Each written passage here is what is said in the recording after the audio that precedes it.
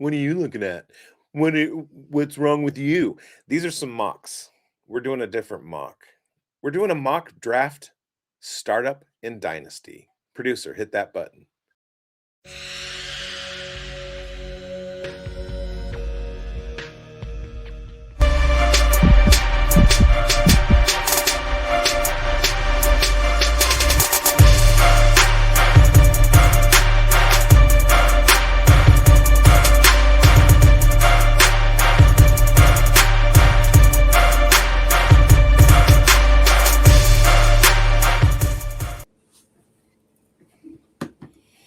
Welcome to another edition of the Dynasty Pulse. I am Bigz. He is Grindberg. Schultz is pushing the buttons. We're here to talk about startups in Dynasty because it is startup season. Startup season. How are you guys doing? Man, it is startup season, so things are rolling. We are ready to talk about a startup here. And yeah, I mean, what can be better than startup season? The rookie draft, the smoke is gone now. The dust is settled. The landing spots are there. And there's nothing better to talk about than startups because we got nothing but draft season now from here to about the end of August. Redraft, still a couple months away. Best ball kind of heating up. But now is the time if you are to do a startup. And, I don't advertise doing a ton of startups, but, one or two every year is a good practice just to see where you're at and, see if you can get yourself into the flock here. So, Schultzy, how are you doing, man? How are things going on your end? You got to beef those numbers up. Yeah. Hey, I am doing well.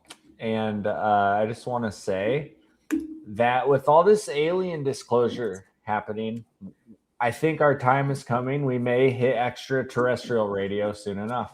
There it is.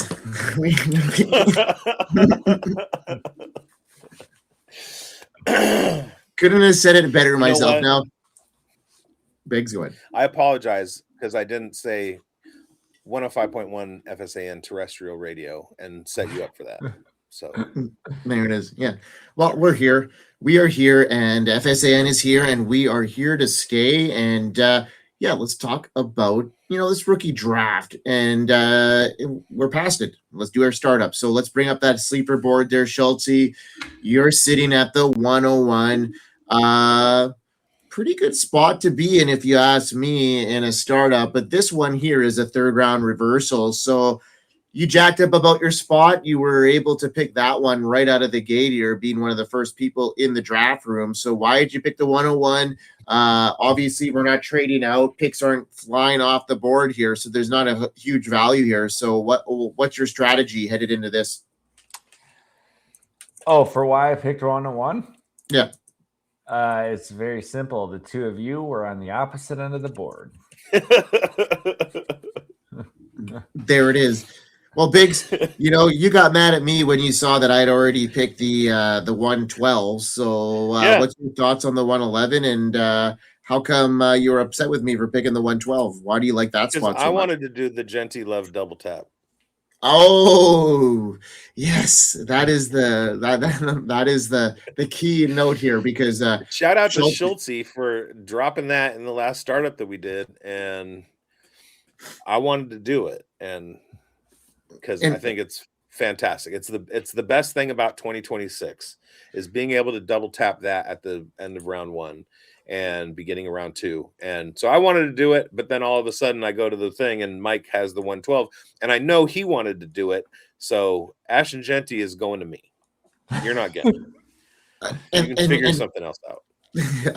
I'll figure. Yeah, well, you know what? And we talked about that one for a long time here, guys. I mean, I discovered that one earlier in this offseason as a value play and in a spot that I had in a dynasty startup about 6 weeks ago, and I loved it. I double tapped that at the 112 201, and I'm used to trading out, but this was a startup that no one was kind of trading out of their top round picks, and that's unheard of these days. But they were stuck to their guns.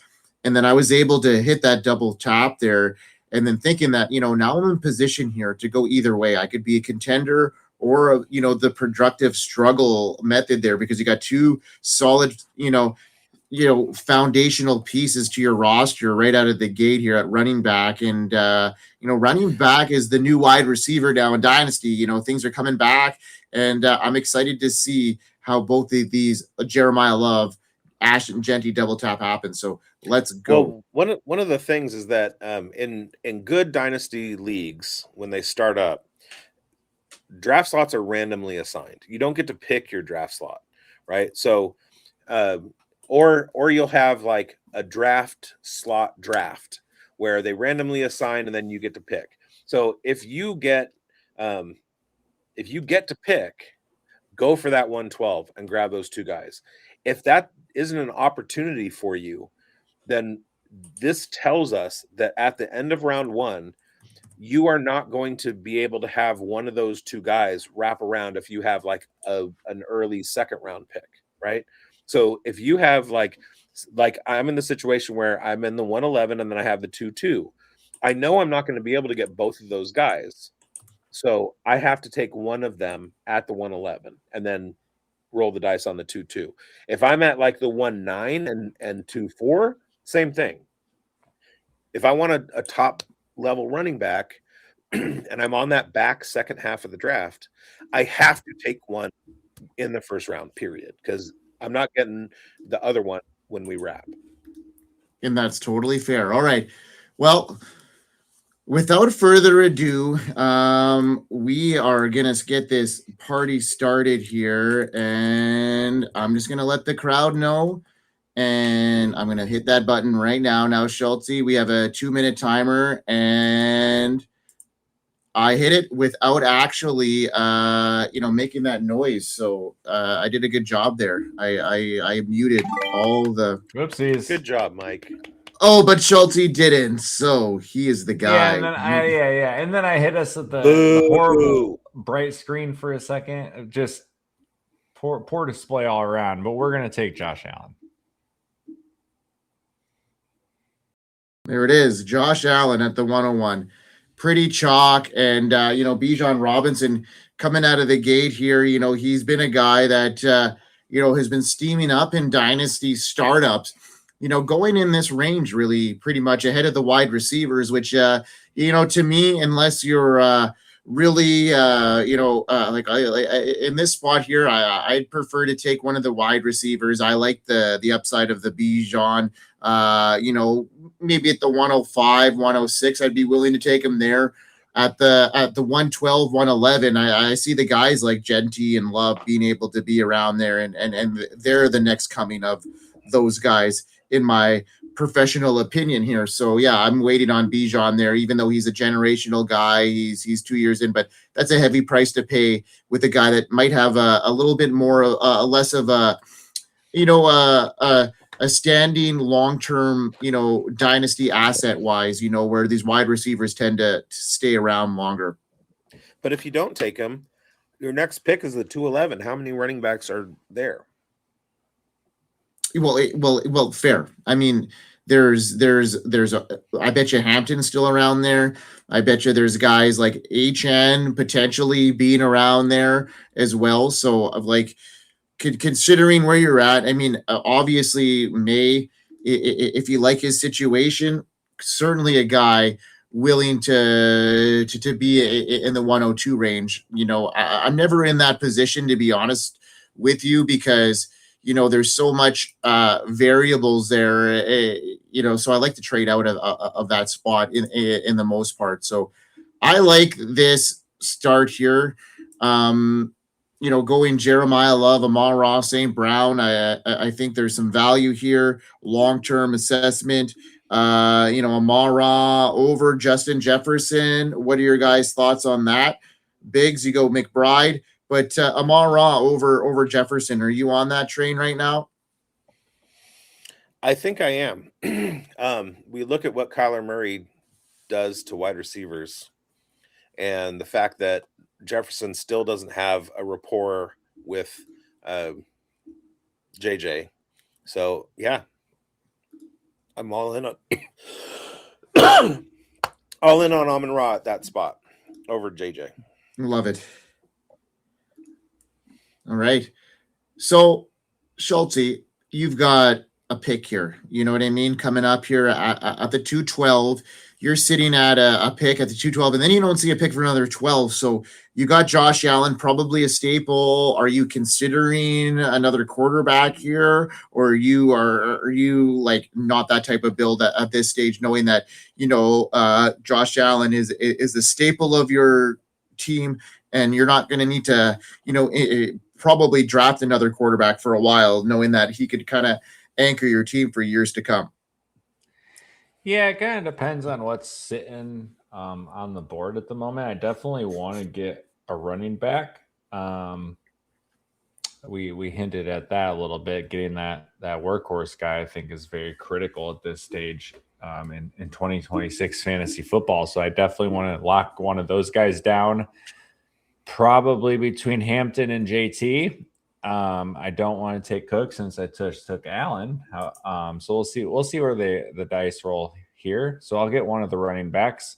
I have no problem taking both of those guys right here. Let's see what happens.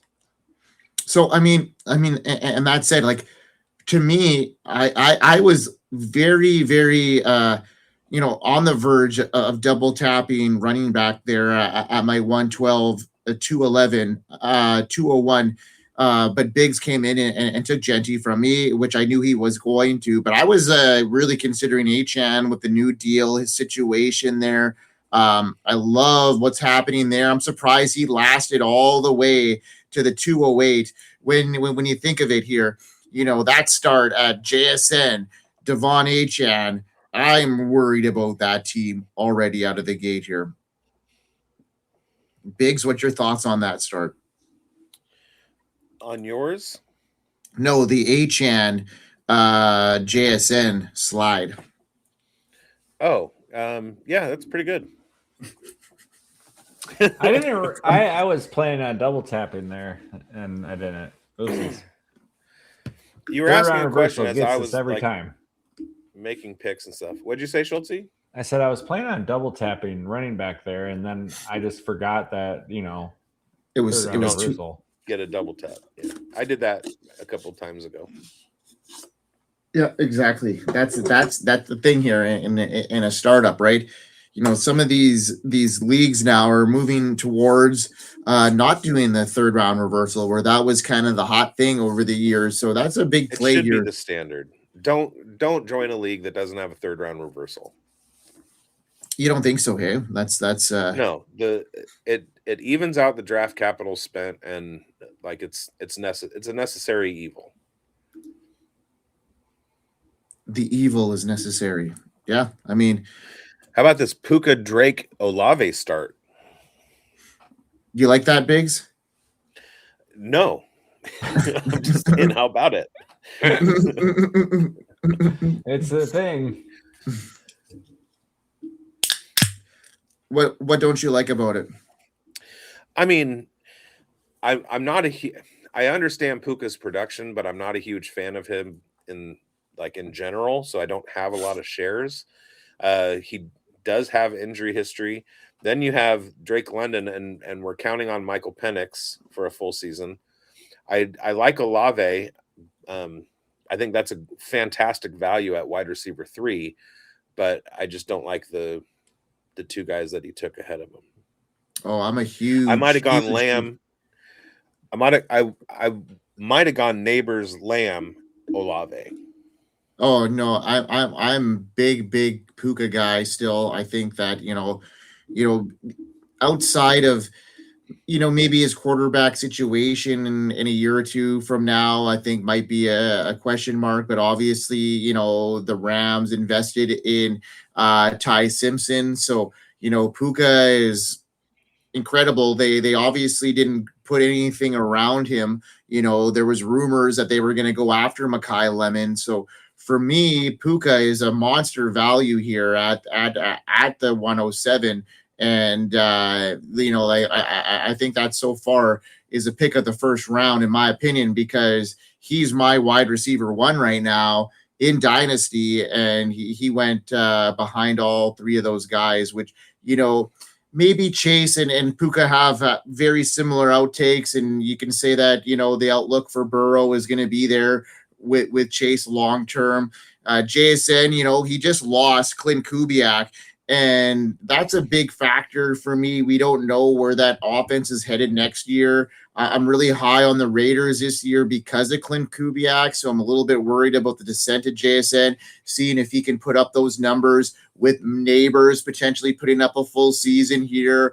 Jefferson potentially, in a better situation of a quarterback throwing him the ball. Amon-Ra St. Brown is always that insulated value, and I'm really, really high on Drake London as well. No matter who's throwing him the ball, I think that, he's going to have some very much consolidated target share there like he did at the end of last year. So give me some Drake London and Puka Nacua.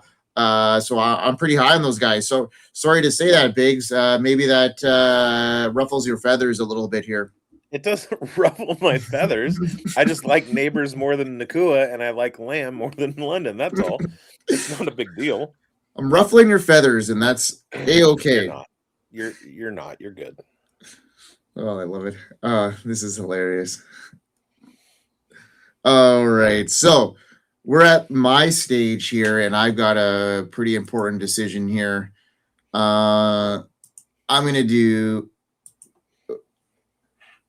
the Schultzy double tap. I recognize that one. All right. So, at the 412, the 501, I didn't really have a solid quarterback, but now I've got the last 2 first overall picks in my squad amongst Jeremiah Love, Colson Loveland, and Amon-Ra St. Brown. I'm liking this start quite a bit right now. Very young, talented squad that could perform for years to come here.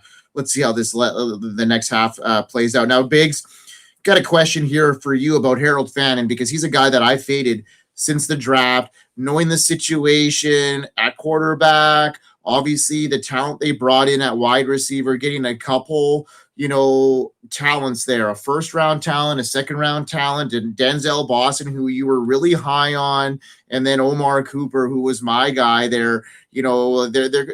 Casey Concepcion, my bad there. Casey is an incredible, talent, and I think that, in some realms, he could really be a guy that is down the line, soaking up those targets down the middle and being the prolific number one. Now, what's your take on Fannin? He is currently, tight end 5 off the board here. So you're high on him, higher than other tight ends still left on the board. So what's your rationale on taking Fannin over the likes of Kraft or Laporta, who we talked about on the forecast show as Kraft being the number 1 target in Green Bay?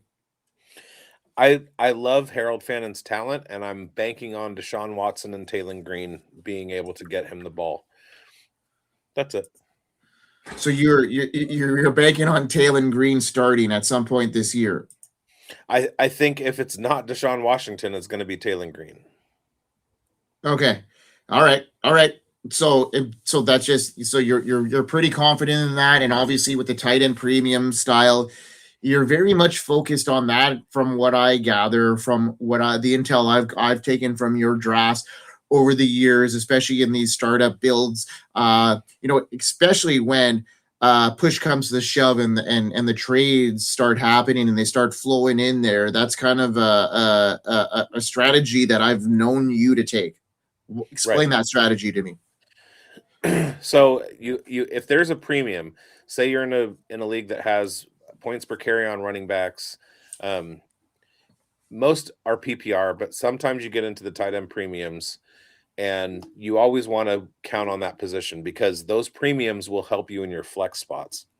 So after your 1 starter at tight end, if you can start putting in a tight end who's going to get 100 targets or more, which I think Fannin is going to, then we're talking about an offense that is based on the Lamar Jackson to Mark Andrews platform. And so whoever is playing tight end, I don't care who the wide receivers are. I don't care if it's Judy. I don't care if it's Tillman. I don't care if it's Concepcion. I don't care if it's Boston. Harold Fannin is going to be the Mark Andrews in that offense. And he garnered over 100 targets last year. I think he's going to do it again this year. I have confidence that a healthy Deshaun Watson is going to get him the ball.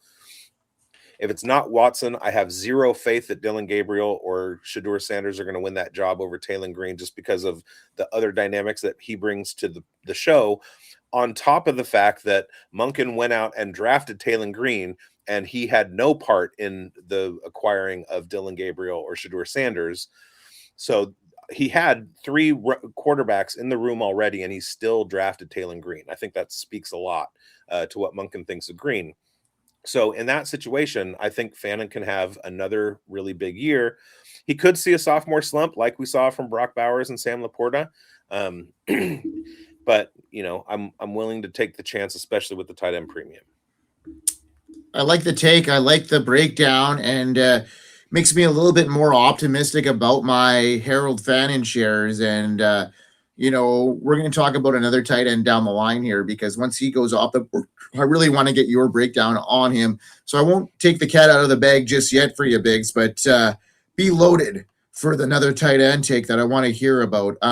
Now, well, I'm taking one of the 2 that's next. So, all right. Well, let's hear. Well, let's talk about the Cam Skattebo situation here, and what a dreamboat situation he walked into. Obviously, last year, and now dodging the bullets that was Jeremiah Love. So where are we at here with Cam Skattebo? He was one of the most efficient running backs in the league last year, and adding quite a bit of pizzazz in the passing game. So, Schultzy, let's talk about you. We already know where Bigz is at on Cam Skattebo. Where are you at on Cam, and what's his ceiling here this year when push comes to shove? Oh, he's got RB1 ceiling easily. I mean, you look at the usage he got in that short amount of time. We got some workhorse look out of him. You got to expect that to continue. We got some vets in the building who are going to get a little bit of work, but man, he looked really dang good. He did it all, scored touchdowns. Like, I don't know what else you want to see from him. I mean, we know like Harbaugh comes from a place where he just rode Derrick Henry really hard. I'm not saying he's going to get Derrick Henry usage, but like, I think the path is there for him to get clear workhorse volume. So yeah, RB1 stuff written all over Cam Skattebo, man. Love it. All right, I'm going to do a quick recap of our first top of this draft. We're halfway through it, and we got to do a quick recap here for our folks here. So Josh Allen, 101, Bijan Robinson, Drake May, Jamar Chase, JSN, Gibbs, Nacua, Jaden Daniels, which is a nice, stack here with Caleb Williams. We got Neighbors, then Lamar Jackson, Ashton Genty, and Jeremiah Love going a lot sooner than most startups go. We'll have to talk about that one post-draft, Big. So remind me of how early those 2 guys went. And then we got Amon-Ra St. Brown, Trey McBride going ahead of Brock Bowers. I want to get your take on that one, Biggs, because Brock Bowers is your guy. So I want to hear your take on that situation and why you took McBride over Bowers, where, I have I got McBride faded last week. We already know my take on him. Burrow, HN, Jackson Dart, CeeDee Lamb, Hampton, and then we got some chalk picks here down the line. Let's get into the later rounds where, we're talking about 5 and 6 here. Cam Ward, Harold Fannin, we talked about that. Luther Borden going in the 5th round. We have to reopen that can of worms with Roma Dunze, Jeremiah Love, Breece Hall, Saquon Barkley, Quinshon Judkins, a fade for Travion Henderson, and Tucker Kraft here going a little bit later than I thought he'd go. AJ Brown, T. Higgins, and then a good swing of running backs, young talent in Irving and Skattebo. So interesting to see what shakes up later on. So we're going to have to revisit the Jeremiah Love Genty We're going to talk about Bigz and Trey McBride over Bowers take. And we'll also maybe talk about these young running backs after the draft is done. So let's continue on. Let's get this draft continuing. Bigz, you just picked Sam Darnold. What's your take on him after Clint Kubiak is no longer their offensive coordinator? I still like the regime that Seattle brought in, and I like Sam Darnold's talent. So I'm not worried about him. Also, I was the first team without a quarterback at that point, and the pickings are starting to get slim. So I pulled the trigger on that one. Slim pickings. That's what it is at this stage of the game. All right, Schultzy. How do you feel about your team so far as we head into the back half of this? I don't mind your start, to be honest. You got your guy Trevor Lawrence. You got O'Marion Hampton, Chase Brown, super great value there. And then, pounded a couple 27, 28-year-old wide receivers with still a lot of wide receiver one upside value here. What's your strategy in the back half of this?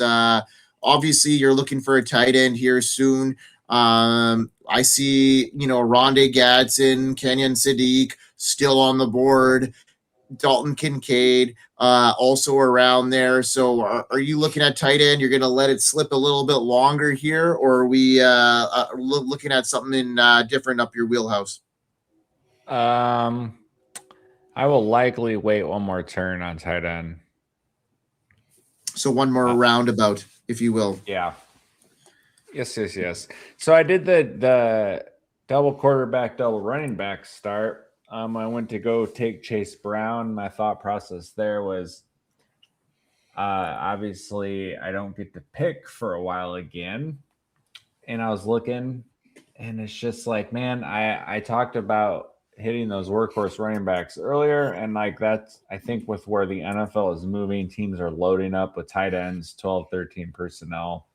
Defenses have gotten smaller over the years to match the speed of NFL receivers and backs, and as a result, like I said, they've gotten smaller. So I think power is coming back into play a little bit with these jumbo formations, and on top of that, it's just the workhorse running back itself is a dying breed. So get those guys where you can, and I was very upset that Derrick Henry just got taken because that's who I was going to do for sure. So these dudes, I think these dudes are critical moving forward. If you can get a guy who's going to unquestioned be the guy right now in the NFL, that's huge. And there's only going to be a handful of them. So get them while you can. And I think it's very important in startups to get those guys, even though the shelf life isn't, what we want it to be, maybe. Well, that also kind of leads to what kind of strategy are you putting together in your startup? Are you going for a win now strategy, get your money, and then deal with it down the road? Or do you want to do the productive struggle where you're banking on a lot of really young players who may not pan out this first go around, but then you're building a productive team, high draft picks in the next couple rookie drafts, and kicking the can down the road a little bit? I'm surprised, Schultzy, you talking that up. I thought Schultzy. I thought that you would have gone with maybe not this early. Never mind. I'm going to shut up. Why? Okay. Why did you yell so loud there, Bigz? Because I wanted Alec Pierce to fall 11 more picks. Oh, I see what you're saying there. Yeah. Well, for me, when I look at the receivers, DJ Moore, I get that there's a path there, right? Being the number one guy in that offense, I get it. It still worries me. That offense pinning down one guy as being a very solid weekly contributor is going to be a little tough when we see how much they want to run the ball. You compare him to a guy like Michael Wilson, Casey Concepcion was on the clock, Omar Cooper, Jordan Addison, Christian Watson. Alec Pierce is going to be second in targets, probably potentially first in targets in a good offense. And he's produced with bad quarterbacks all around. I'd say what you want about Danny Dimes. I don't think he's that great overall, but Alec Pierce has produced with Phillip Rivers. He's produced with Riley Leonard. He's got a new deal. The Colts love him. The trajectory is pointing up. They didn't bring anyone into the wide receiver room. Like, all the signs here are great for him. Yeah, I tend to agree with that Alec Pierce take. And, yeah, I mean, if he can just bump up that target share a little bit, wheels up for him. I like that call. Bigz, you're on the clock right away here. So, you've gotten a ring of tight ends, got a monster running back room. Quarterback still a question for you? Or are you looking at maybe like a Daniel stuff here, or what's your?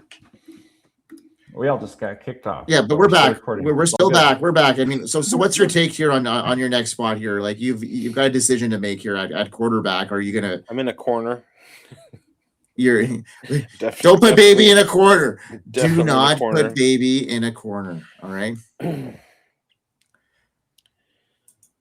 My thought process is, oh no, what do I do? Because I basically punted wide receiver and second quarterback. So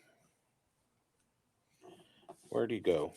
But you knew I wasn't picking quarterback, so like. Oh, you took. Damn it, Mike. What did I take? Who did I take? Parker Washington. Mm-hmm. The wide receiver one for the Jacksonville Jaguars. What are your thoughts on that take, Schultzy, being the Jaguars guy? Why are there 7 flex spots? Why not? I love Parker Washington. This guy is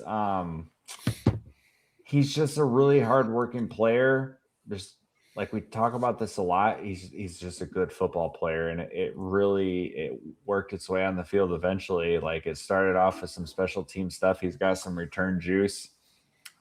He would always get a couple shots here and there playing receiver when they would call on him with injuries and stuff. But man, the back half of this season, the last month, really, he really took off. Really proved to be another reliable set of hands for Trevor, and really great in the scramble drill stuff. Even showed up in the playoff game. Parker Washington, man, he's a good player. I think we're going to see a lot more good out of him. I think the problem with this offense in general is I don't know who I want on this offense aside from Trevor Lawrence. I think it's going to be tough to predict. I don't think, well, obviously I know this is true. Liam Cohen, James Gladstone, those guys, they don't care about fantasy football. They care about real points, and they don't care who gets the points. They care about scoring the points. So I think when you look at all the weapons that they've brought in, I mean, the receiving room alone, man, like, we've got 4 guys here between Parker, Jacoby, Brian Thomas, and Hunter playing some snaps still. We've got 4 dudes here that we're all competing and like have solid talent 1 through 4. Mm-hmm. You go to tight end, we still got Brenton Strange, and in the draft, they just added 2 more tight ends. And the one place this offense struggled this year was when they would go out into 12 to 13 personnel. Teams knew they really weren't going to pass the ball because they just couldn't. It was not effective for them. They had no tight end depth behind Brenton Strange, and Brenton Strange was hurt for a good chunk of the year. So when the Jaguars rolled out multiple tight ends, you pretty much knew what they were doing, and that was one part of the team, like, where they really struggled. And the team looked at it and said, let's bring in these tight ends. I know the Nate Borkercher pick is going to be a little bit criticized, but you take I don't even know how to say that name. Cozy Oil. How do you say that guy's last name? Cozy Oil. Yeah, I like him. Ton of receptions throughout his college career. So you kind of took the guy who can block and catch, and then you took the guy who can just catch. I just think this is going to be really tough for fantasy all around, except for Trevor, because Trevor's got weapons and guys to use everywhere now. So it's going to get tough. They're going to want to roll these tight ends out on the field when they can, like I talked about. That's just like where the league is going in general. And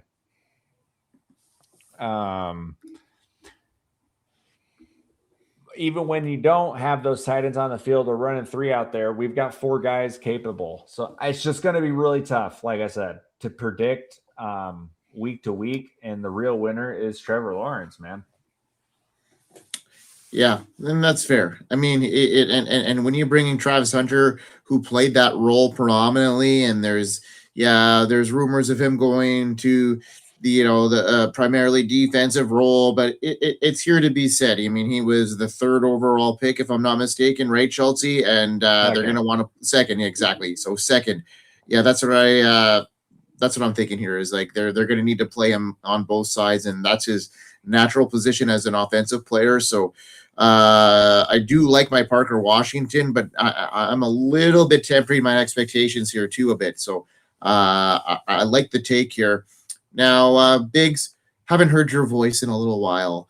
And did we just hear Schultze rouge his cat? Was that the meow? That's exactly he did. He rouged his cat. He punted it. It is gone. It is now in the bushes somewhere. And we're okay with it. We seriously are, because he's gonna get a dog. Are you getting a dog, Schultzy? Tomorrow. It's already gone. The dog, the cat's already done. He actually kicked the cat food out with it. It was a couple whisker cans, and that's all he needed to do. Just like that, it's all over. Okay, now we're getting into the nitty-gritty of this draft here, and where's the value here? Where do you see the value? Is it running back? Is it wide receiver? Like, where can we find it? I think right now it's at wide receiver 2s that have the ability with somebody ahead of them on the depth chart that is prone to injury. You mean like Michael Pittman, who I just took?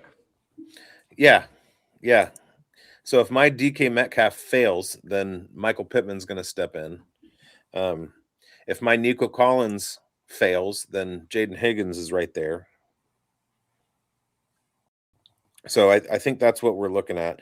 We also have some running backs on the board that have an opportunity if somebody ahead of them who's injury prone gets hurt, in Zach Charbonnet, but we don't know about Jadarian Price's injury susceptibility. But Algier is there. He could find a spot. And then a little bit later on, who did I just see? Woody Marks. I love Woody Marks, yeah, where he gets picked. I love the 2 Pittsburgh backs in the 10th round. I'm totally down for taking either of those guys this late. Oh, give me some. I'm going to talk about a guy in a little bit here, but I think who's going to really gain a lot of value here over this offseason. And if I didn't allude to it, I'm going to be talking about a little bit of Kenneth Gainwell, who I think is got the potential here to be, more than just a supplemental guy here. I think he could be potentially the lead back here at one point of this season. That just makes me angry because I drafted Kenneth Gainwell in a dynasty in a rookie in a startup in his rookie season, and I had to wait through 4 years of him finishing no better than running back 42, and then last year he finishes his RB16 after because 4 years in Philly. So I don't want to hear about Kenneth Gainwell. Well, and then he got discovered last year where Pittsburgh I discovered it in his rookie season. Well, well, then why are you mad? He's still in your Philadelphia lineups. wouldn't listen to me. Well, you probably still have a lot of Gainwell shares because you believed in him, man. You were a believer, and now you're gaining well off of your shares. So No, I'm not. Why don't you tell us how you really feel, Bigz? All right, Jaden Reed, a guy that his usage could go up here in that, predominant slot role here. Bigz, we were pretty high on him for, a couple of years there. So what's your take here on his situation? Is there a flame that could turn into a fire, or is this just a spark that is about to get turned off? I started selling him out of Dynasty a couple of years ago, and I think his value was the highest 2 years ago when I got out from under him. So,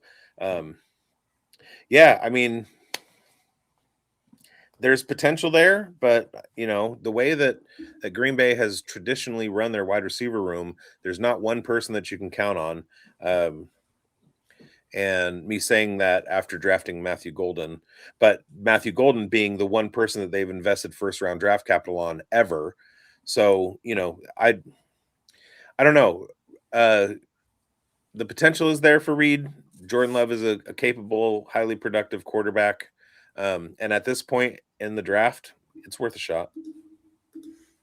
Agreed. Yeah, he's a guy that's proven to have some big games here and there, and that's what makes it, right? It's worth a shot at this stage.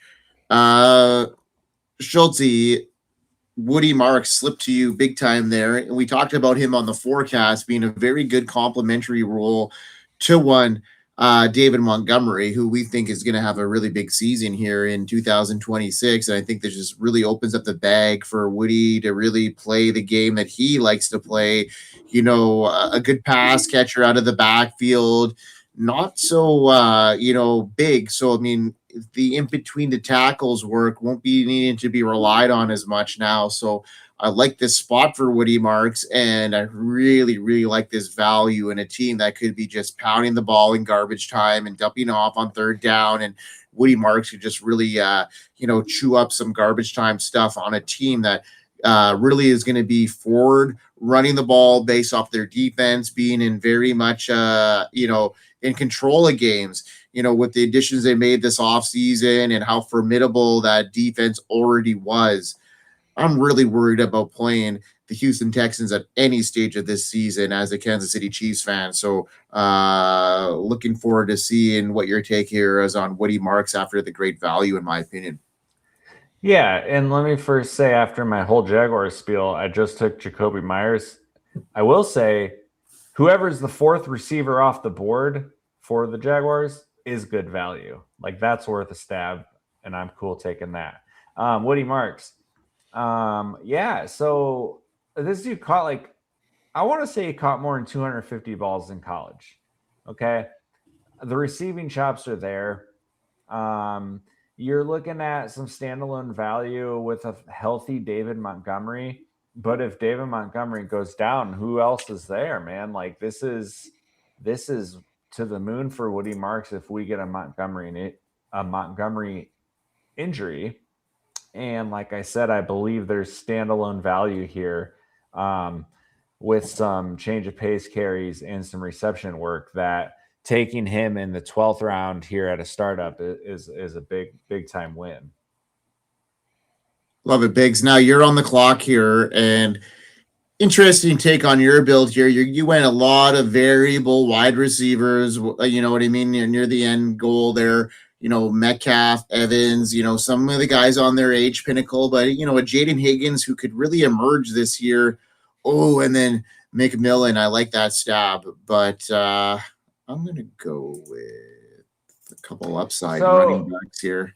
How do we feel about McMillan then when the offensive coordinator came out and said Ted Hurst is going to be the X receiver? We're going to have Egbuka play the Z. It's a 12th round. Yeah, and injuries happen, right? And McMillan is the guy that's maybe going to get the edge right out of the gate here because of the proven, experience, right? I mean, 2 years in, yes, one, injury or two here. It's been riddled over the years for McMillan, but, he's shown when he's healthy, he could produce. And, Ted Hurst, we talk about him all the time, but we also have to consider that it was against talent that wasn't, top grade talent, right? So, coming from a smaller school, he was needing to show out. So there could be some learning curves on him actually getting into the lineup right out of the gate here. So yeah, I mean, McMillan might have the upper gate here on that situation. So yeah, I mean, I don't mind the pick there, Biggs. Well, another thing is that camp talk is camp talk, and we watched how in Jalen McMillan's rookie summer, the Buccaneers did not stop talking about how big a talent he was and what a skill set he brought to the table and all that stuff. And that didn't really play out over the course of the season. So it's camp talk. I don't really pay much attention to it. I think year over year. On the flip side of that, there's multiple seasons of lack of production. And when a team is going to tell me, and a guy who wasn't in the building when Jalen McMillan got drafted, who tells me Ted Hurst is the guy on the outside over him, I'm going to tend to believe him. You say lack of production. When he started getting into action in the second half of his rookie season, he blew up. And then the next year in preseason, he got completely nuked on a hit and had a concussion and missed most of the year. So that was basically injury. It wasn't a lack of talent or anything like that. And I think they know what they have in the room with him. And so I like the talent of the guy, and I'm willing to, push the button in round 12. I mean, this is a time where in normal startup drafts, we're building our benches, not necessarily like looking at who's going to be a starter in the 15th round, which Mike has forced our hand on that. But this is just to fill a lineup, to fill. You're not filling your lineup here, literally, Biggs. You're just trying to, get through 15 rounds. But I'm just asking the question: should we be considering Hurst over him? I wouldn't consider a rookie over an incumbent at this point. I mean, depending on what you're trying to get out of him, depending long term. So, like if it's Carnell Lake, of course. If it's a rookie that's like slated to come in and be immediate impact, like go-to guy with first round draft capital, of course. But at this point, I'm looking for guys who have veteran experience that have injury luck ahead of them to rise up the depth chart.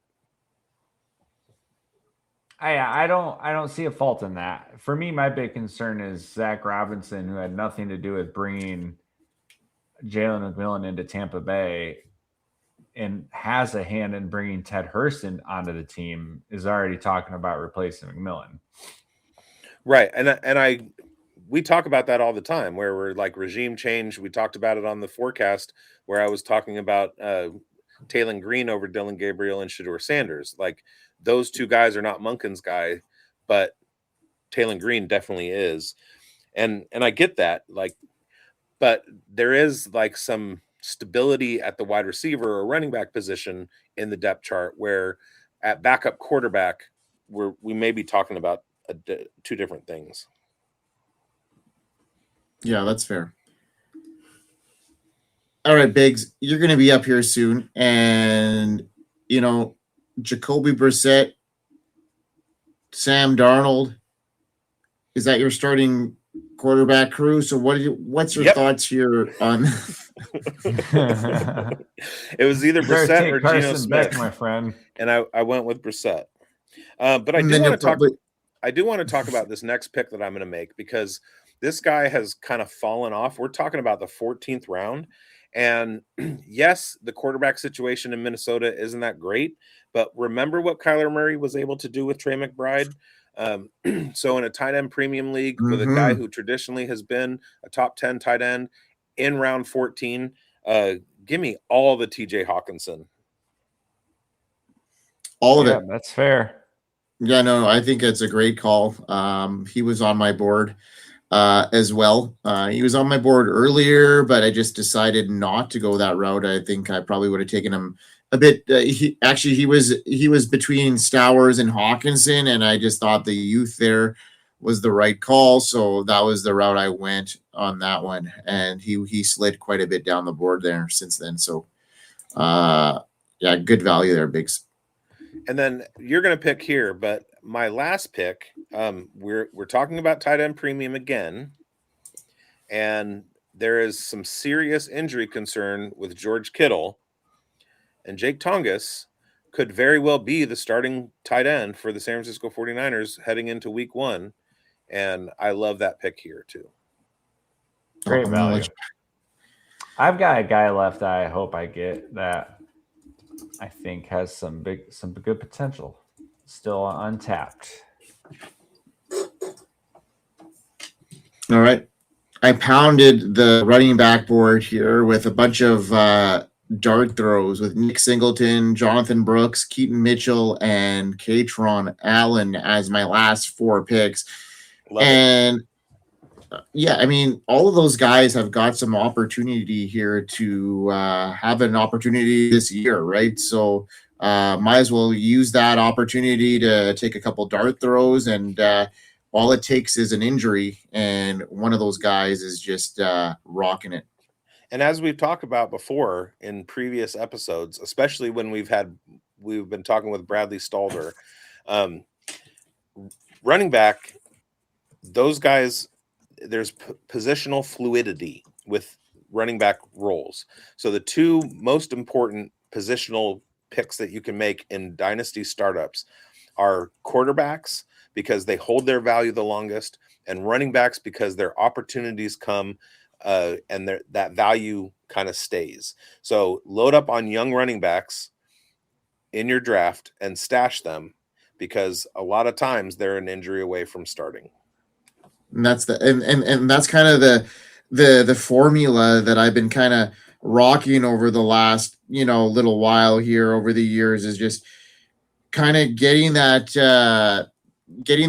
value there, and then pounding running back and quarterback in these later rounds, because those are the guys that an injury happens and they're automatically thrusted into a starting role where fantasy points accumulate, whereas tight end,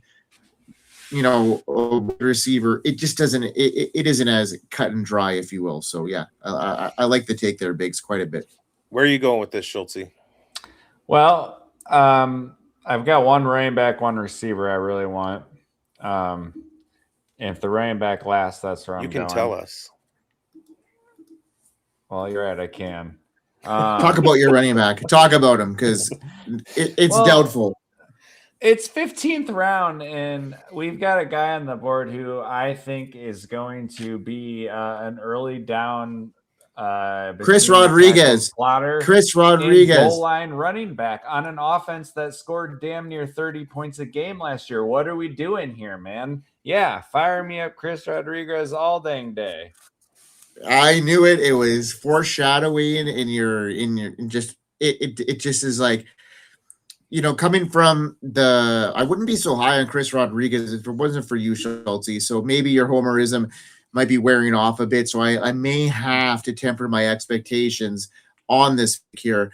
But yeah, super good. Free square at this point. I mean, yeah. With touchdown upside in that red zone, and we don't know if Tootin's going to be the red zone guy. He was okay last year. He was pretty good actually in the red zone last year with his metrics, but Rodriguez is a guy that they brought in. I think they really wanted a specific type of running back, and Rodriguez fits the bill there quite a bit.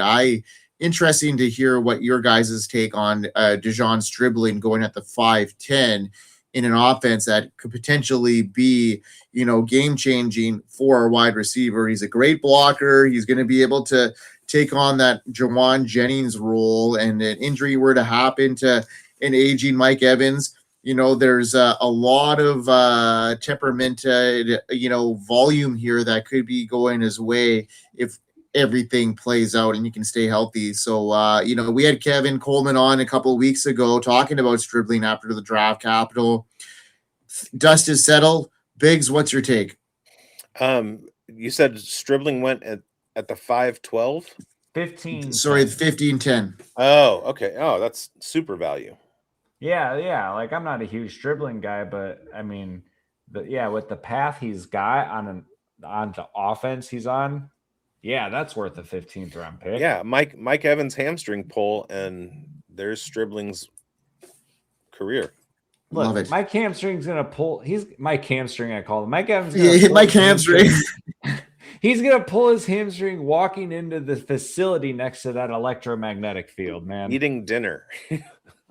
But it can also be the reverse factor, and he could be Ultra Mike. Oh, what if it heals his hamstring?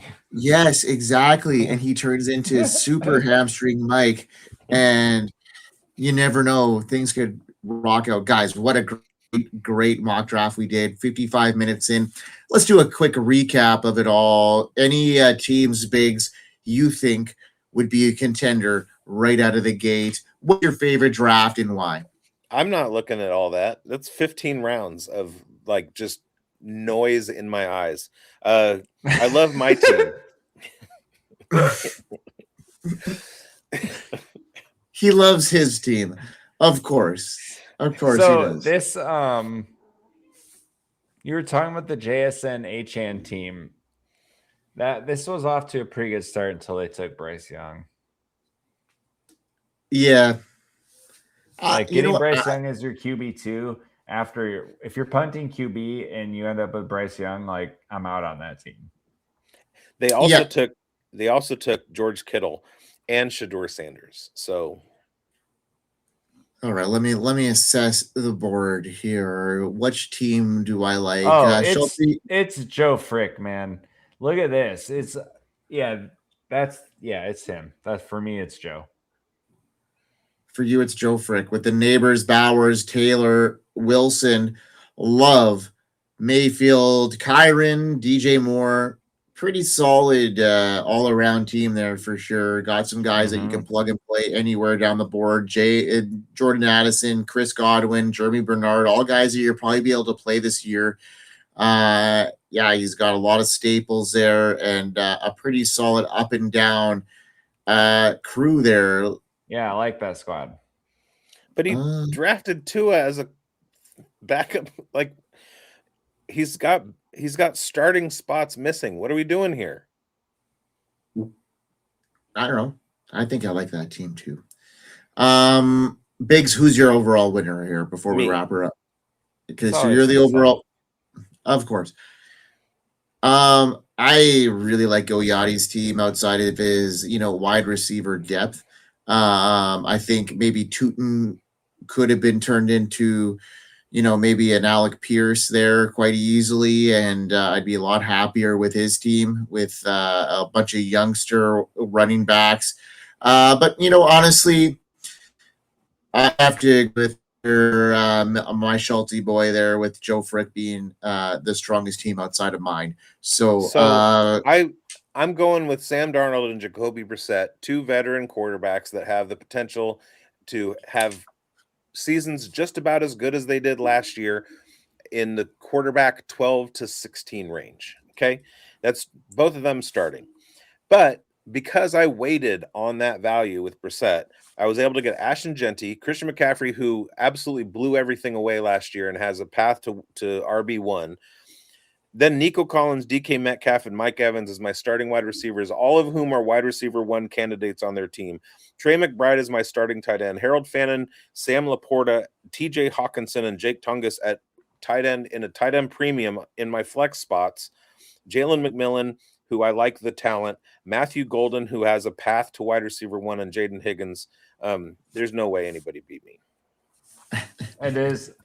I do like, that's a really awesome squad, especially in tight end premium. The way you were able to salvage Brissett that late to get 2 starters out of it, yeah, bravo.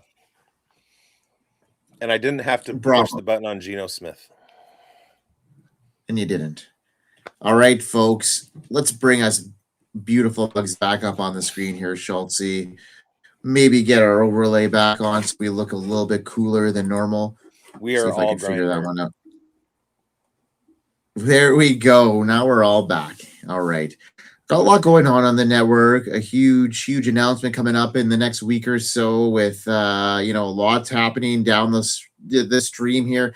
Articles hitting the network. We've got a bunch of shows dropping. The forecast will be dropping tomorrow morning, Sunday, that being. And be sure to check us all out. Bigz, anything else to add? We got the rookie guide. We've got Sellout Crowds. Anything you need to plug? Okay. Go to FantasySportsAdvice.com. Sign up. Like, subscribe, hit the bell on this channel. Download the Sellout Crowds app and start to communicate with members of the community. If you want to take over a Dynasty Orphan, I have 2 in a very competitive expert league with a $20 buy-in. Hit me up in the comments. Say Bigz, or go to Big Boned at Blue Sky and at Big Boned on Blue Sky and say, hey, I want to pick up an orphan for $20. You can do that. Go cop our rookie guide, and we hope you win. Hold on. I got one more late entry for my favorite team, and that's the Meatball, the fantasy Meatball. How could I forget the middle row with Gibbs, Barkley, Burrow, and Prescott, stacked wide receiver room. So let's look at Meatballs later on, but yes. Barkley value is great. I think Barkley's going to smash this year. Shout out to Meatball. He's a huge member of our crew here, and we are going to get you into that listener league, Meatball. So be sure to check that out. Probably launching those in July when things slow down a little bit, and then we'll be able to hang out a bit. So check out our listener leagues as they come through. So be sure to check that out. Peace out, everybody. Oh yeah, we got dogs. We got dogs in the house. Love it, Schultzy. Later. Peace. We've all been there, watching a can't-miss rookie bust while your rival scoops up the next superstar on waivers. The 2026 class is deep, talented, and full of landmines.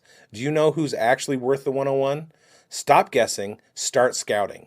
The Fantasy Sports Advice Network 2026 Rookie Prospect Guide is your blueprint for a dynasty. The experts from the Fantasy Forecast, the Devi Dojo, the Dynasty Pulse have logged the hours so you don't have to. From advanced analytical models to raw film grading, we give you the data that translates to Sunday points. Don't just participate in your draft, dominate it. Download the 2026 guide at FSAN.com today. Your championship starts here.